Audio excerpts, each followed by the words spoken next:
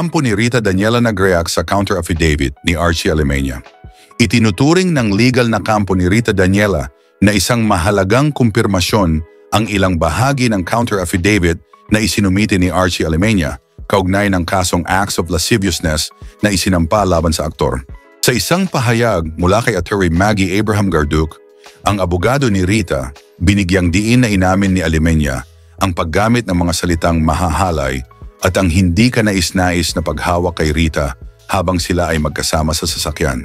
Bagamat iniiwasan ni Alemania na magmukhang seryoso ang insidente at ipinagtanggol ang kanyang sarili sa pamamagitan ng pagpapaliwanag na ang kanyang mga kilos ay wacky o ginawa lamang upang aliwin o komportahin si Rita, mariing itinanggi ni Attorney Abraham Garduc na ang paliwanag na ito ay makakabago sa bigat ng kasong isinampa.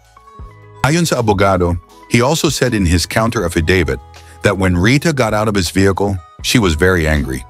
Why would Rita be angry when he did not do something wrong when they were at the car? If he just touched to comfort her? Tanong ni Ati Abraham Garduc. Anong mga pahayag ni Alemania ayon sa abogado ay itinuturing na mga material admissions na maaring magdulot ng negatibong epekto sa kanya sa korte, na naglalagay sa kanya sa posisyon na makaharap ng posibleng conviction o pagkakasala. Mahalaga aniya na mapansin ang mga detalyeng ito dahil maaari itong magsilbing pruweba na magpapatibay sa mga aligasyon laban sa aktor. Samantala, patuloy ang pakikipag-ugnayan ng programang Fast Talk with Boy Abunda kay Archie Alemania upang makuha ang kanyang panig hinggil sa mga isyong ito. Ngunit hanggang sa ngayon, wala pang natatanggap na tugon mula sa aktor.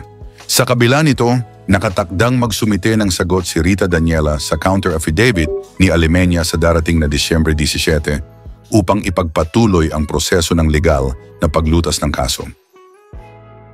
At kung bago ka sa channel ko, pakipindot naman ang subscribe pati na rin ang bell icon para lagi kang updated sa mga bago kong video. Salamat sa panonood.